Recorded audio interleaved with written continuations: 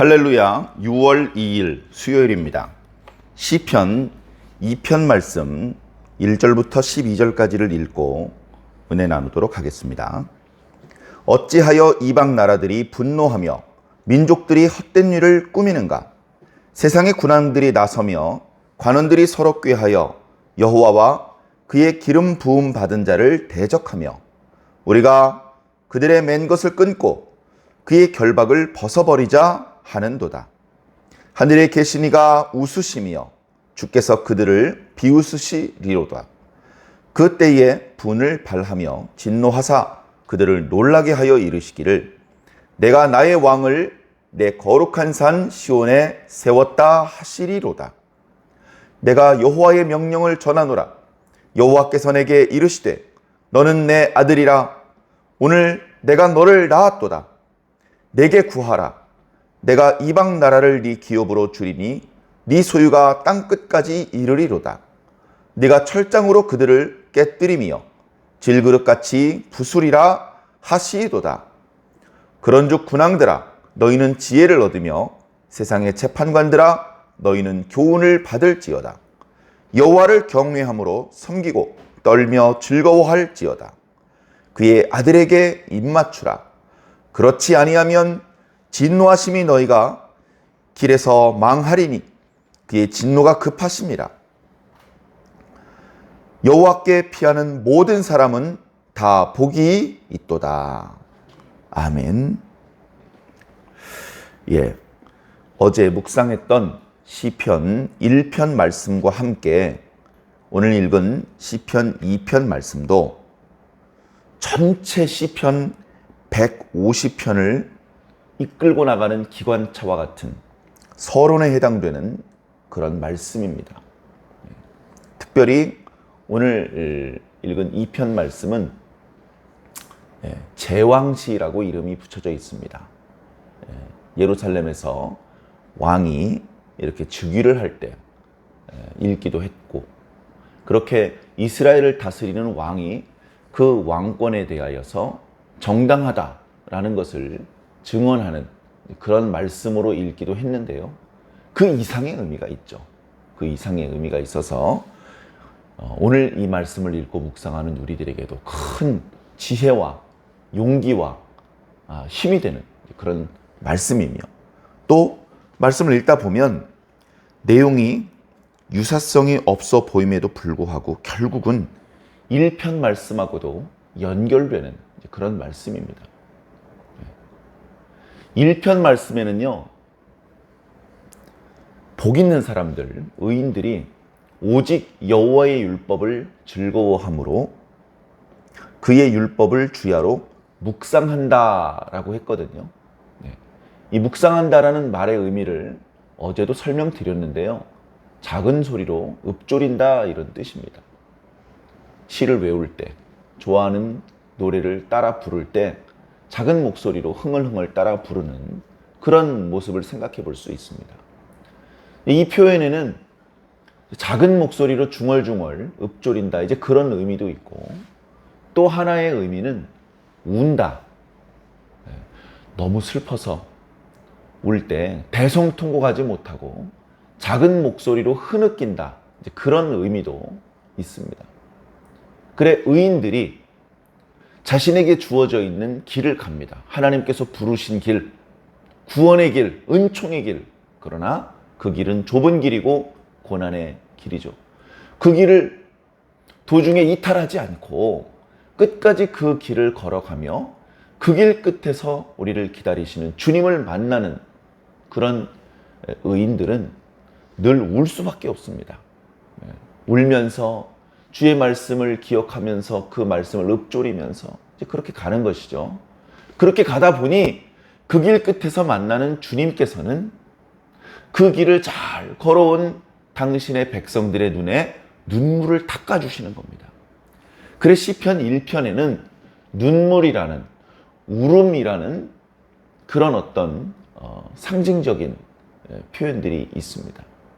그와 상반되게 2편에서는 웃음이라는 그런 의미가, 표현이 나타나고 있는데요. 그것은 바로 하나님의 웃으심입니다. 4절에 나타나는 것이죠. 하나님의 웃으심, 하나님의 비웃으심. 웃으시는 이유는 정말로 웃겨서 재밌어서 웃는 게 아니고요. 어이가 없어서 웃는 것입니다. 어이가 없어서. 무엇이 어이가 없느냐? 하나님께서 하시는 일에 대하여 이 세상의 지도자들의 하는 일들, 그게 어이가 없고 웃긴다는 것입니다. 그래서 하나님도 그 일을 어이없게 생각하시고, 그리고 지금 이 시편을 기록하고 있는 시인도 그 사실을 어이없게 생각하기 때문에 1절에 어찌하여 이런 일들을 하는고? 라고 말하면서 시작을 하고 있습니다. 이방 나라들이 분노하고 민족들이 헛된 일을 어찌하여 꾸미느냐, 이렇게 탄식하고 있죠. 자, 여기서 민족들이 헛된 일을 꾸민다라고 할 때에도 지난 시편 1편에 2절에 있었던 의인들이 하나님의 율법을 즐거워함으로 그 율법을 묵상한다, 읊조린다, 그런 의미로 사용하였던 그런 단어를, 동일한 단어를 쓰고 있습니다. 그러니까 여기 민족들이 헛된 일을 꾸미는 거죠. 뭔가 중얼중얼거리면서 소곤소곤거리면서 헛된 일을 도모하는 것입니다. 의인들은 참된 것, 하나님의 토라, 율법의 말씀, 생명의 말씀을 그 입에서 쏟아내고, 이 어리석은 이방나라 민족들은 헛된 것을 그 입에서 중얼거리면서 미련한 것을 쏟아내고 있는 것입니다. 그러니까 1편에서 의인들이 있고 또 악인들이 있었죠. 오만한 자들, 죄인들.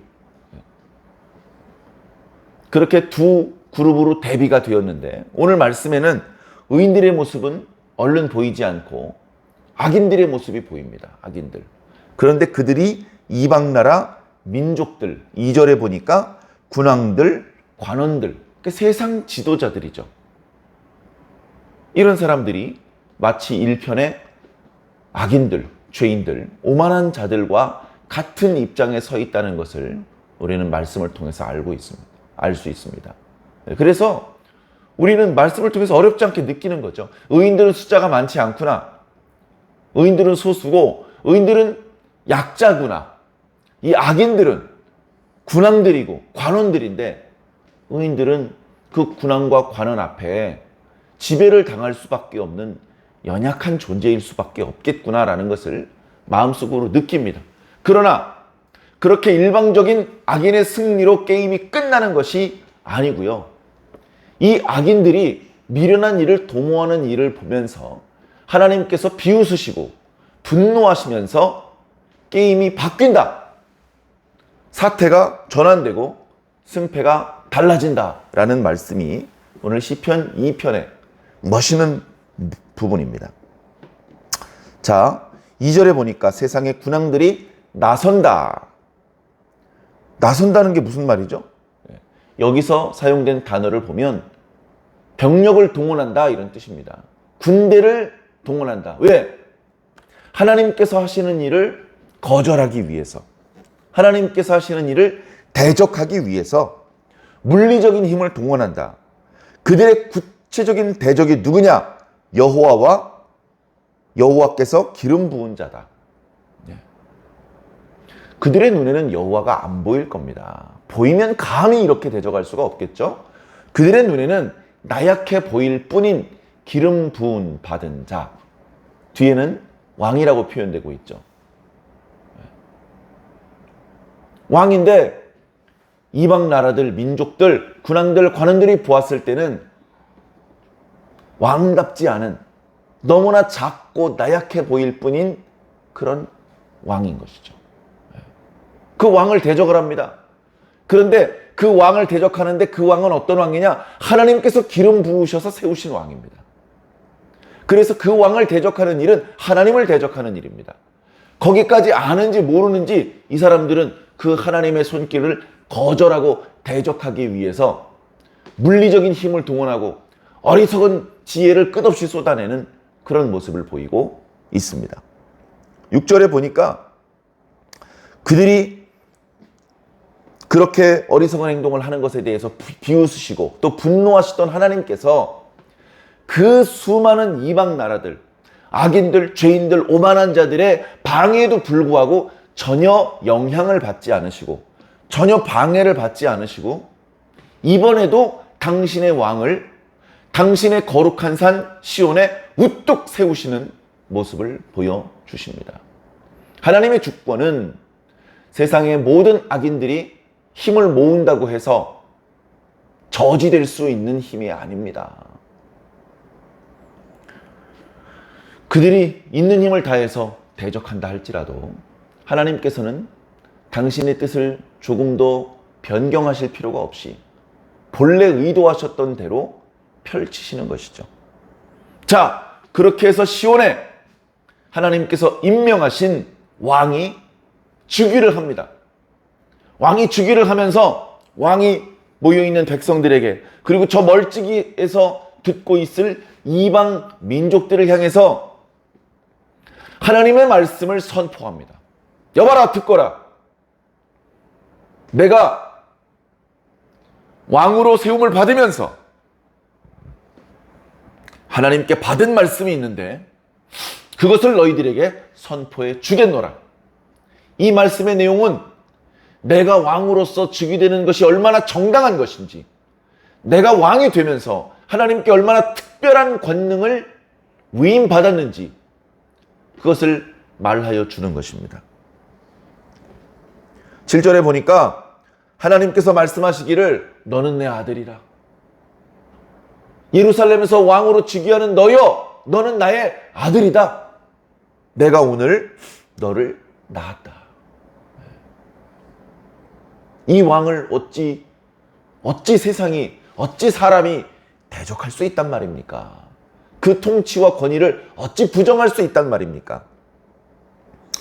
하나님께서는 계속해서 이 왕에게 이렇게 말씀하셨습니다. 너는 나에게 구하라. 네가 원한다면 모든 이방 나라를 너에게 유업으로 줄 것이며 땅 끝까지 너의 소유가 되게 할 것이다. 가장 나약해 보였고 세상의 군왕들과 관원들이 가장 만만하게 생각했던 시온에서 왕으로 즉위한 그 어린 꼬맹이 같은 녀석이 온 세상의 군주라는 사실, 온 세상의 소유자이며 지배자라는 사실을 하나님께서 보장하고 계신 것입니다. 그리고 이것이 헛된 무의미한 큰 소리가 아니고 실질적으로 그렇게 작동되게 하기 위해서 하나님께서는 이 왕에게 철장으로 질그릇을 깨뜨리는 것과 같은 막강한 권세를 주신다.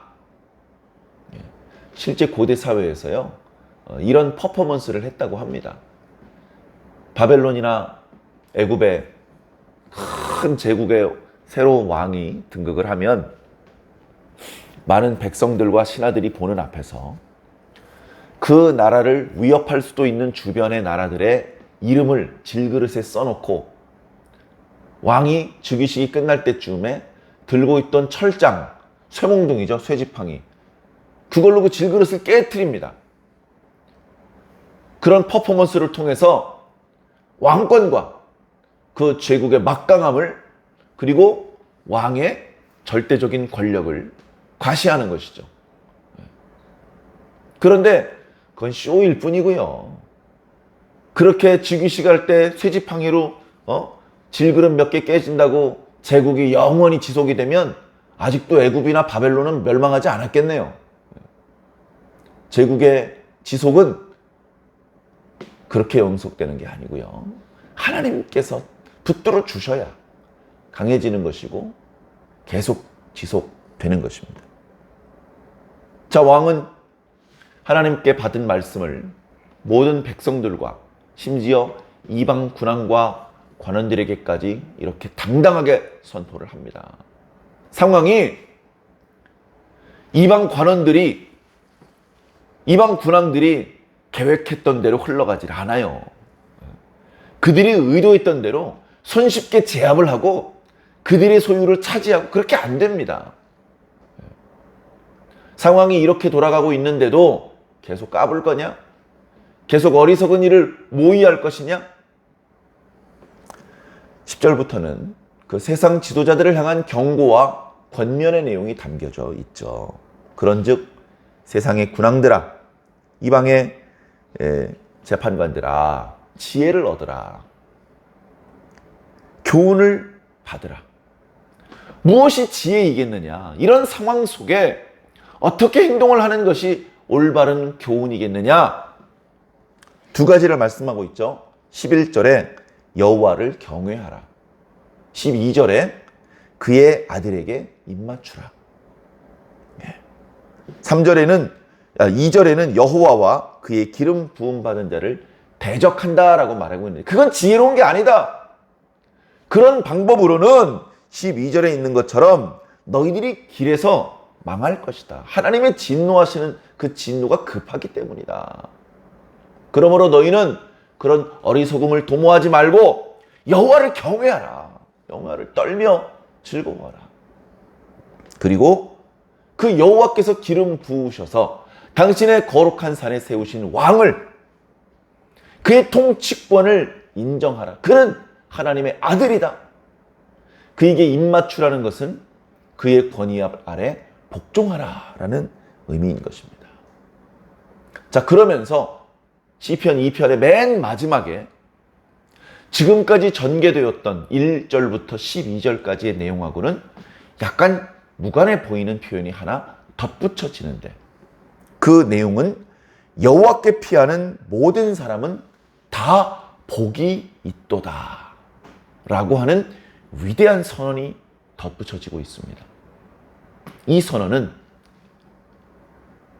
서두에 말씀드렸던 것처럼 시편 2편이 1편과 함께 시편 전체 1, 2, 3, 4, 5권 150편에 이르는 모든 시편의 서론에 해당된다. 그 모든 시편을 끌어당기고 이끌고 가는 기관차에 해당된다 말씀을 드렸는데 모든 시편에 적용될 수 있는 아주 중요한 주제입니다. 여호와께 피하는 자는 복이 있을지어다. 우리는 1편부터 복이 있는 사람에 대한 말씀으로 시편의 문을 열었습니다. 누가 복이 있는 사람인가? 악인의 꾀를 따르지 않고 죄인의 길에 서지 않고 오만한 자리에 앉지 않고 오직 여호와의 율법을 묵상하여 그 율법을 즐거워하는 자로다. 그 과정에서 피눈물을 쏟게 될지라도 흔들림 없이 자신의 길을 걷는 자, 그가 의인이고 그의 모든 행사를 하나님께서 인정하시며 그의 일은 고난이 있을지라도 최종적으로는 선하게 아름답게 온전하게 하나님께서 형통하게 해주실 것이다. 그 사람들은 누구냐? 여호와께 피하는 자들이다. 왜 여호와께 피해야 됩니까? 피하지 않으면 멸망을 당할 수도 있는 그런 심각한 위기와 환난 가운데 놓여 있기 때문입니다. 여호와께 피해야 될 자가 누구일까? 1편에 있는 복 있는 사람들, 그리고 오늘 우리들 시편 2편 말씀 속에서는 이 말씀을 듣고 있는 백성들, 그리고 하나님께로부터 세움을 받은 왕도 마찬가지입니다. 난 왕이니까, 나는 심지어 하나님께서 임명하신 왕이니까 하나님께 도망가지 않아도 돼. 아니요. 상황을 정확히 인지하고 있다면 신속히 하나님께 피하는 것이 상책입니다. 오늘 말씀에 왕이 나옵니다. 이 왕이 누군지에 대해서 잠시 말씀을 드려보겠습니다.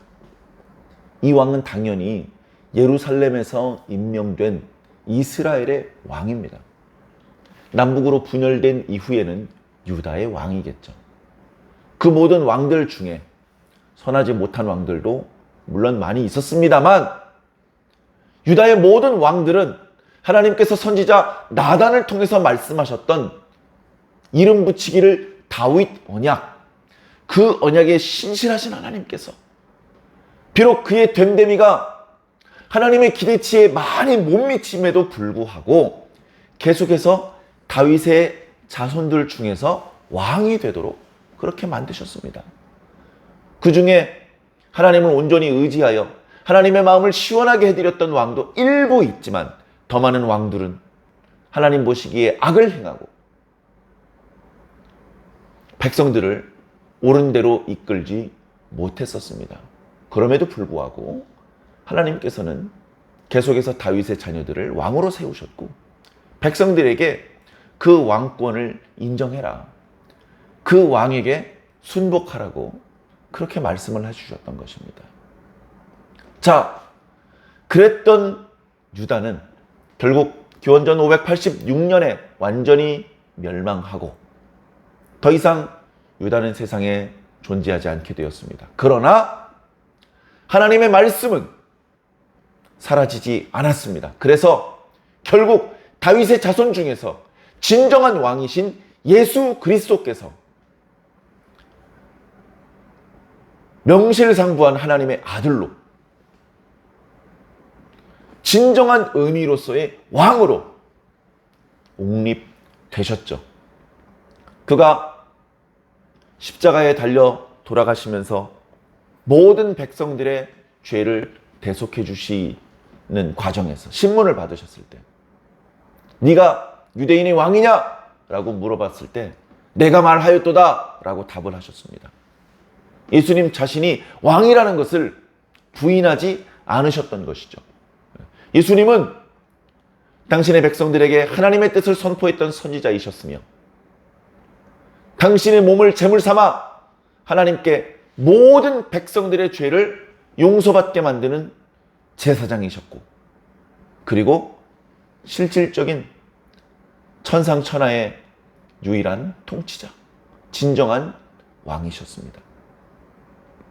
자, 그런데 그 예수 그리스도께서 이 땅에 오심으로 말씀을 전하시고 죄인들의 그 모든 죄를 대속하시는 그 어려운 사명을 성공적으로 완수하시고 부활 승천하신 이후에 세상에 남겨진 당신의 제자들, 당신의 백성들, 오늘날의 표현으로 바꾸어 표현하면 성도들, 교인들, 신앙인들, 그 신앙인들을 왕으로 세우시는 겁니다. 왕으로.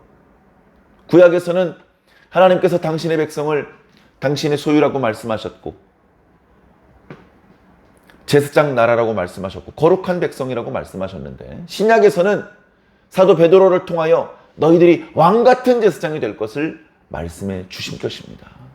사도 요한을 통해서는 너희들이 그리스도로 더불어 1000년 동안 왕노릇할 것이다 라고 말씀하여 주심으로 정말 왕 같지 않고 나약하기로는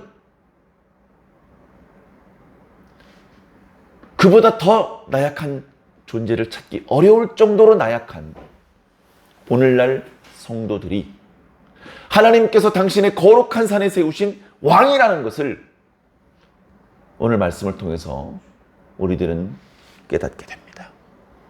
비록 약해 보이지만 하나님께서는 모든 소유를 그에게 약속하셨고 심지어 철장과 같은 권세를 주셔서 그 누구도 함부로 대적하며 어리석음을 모의하지 못하게 지혜가 있다면 하나님을 경외하고 하나님께서 세우신 당신의 왕, 그의 아들에 입맞추는 것이 그의 권위에 굴복하는 것이 지혜라는 것을 깨닫는 것입니다. 전에 대적했던 사람들도 여호와께 달려와서 여호와께 피해야 됩니다. 여호와를 경외하고 그의 아들에게 입맞춰야 됩니다. 그리고 그렇게 하나님의 백성으로 하나님께서 세우신 왕 아래 굴복했던 하나님의 백성들이 역시 세상 지도자들에게 괴롭힘을 당하는 상황이 발생된다면 신속히 여호와께로 피해야 할 것입니다. 하나님께 피하는 자에게만 복이 있고 살 길이 있고 이길 수 있는 길이 열리게 되는 것입니다. 사랑하는 성도 여러분, 오늘 저와 여러분들도 나약하기로는 둘째라면 서러워할 정도로 나약하기 그지 없습니다. 세상의 군왕들과 관원들이 무시할 만합니다. 그럼에도 불구하고 우리는 오늘 우리 시대에 하나님께서 세우신 왕입니다. 진정한 왕이신 하나님, 그리고 만왕의 왕, 만주의 주 되신 예수 그리스도의 뒤를 따르고 있는 우리 백성들이 이제 세상을 향하여 하나님의 통치하시고 계시다는 사실을 선포해 보여줄 수 있는 그런 역할을 감당해야 됩니다. 오늘도 세상에 지지 말고 이기시기를 바랍니다. 어려움이 있겠죠. 당황하지 마시고 하나님께 피하시기 바랍니다. 이 악한 세상 속에서도 복을 누리면서 하나님께서 우리에게 주신 사명들을 잘 감당하는 저와 여러분들이 꼭 되시기를 주님 이름으로 간절히 축원합니다.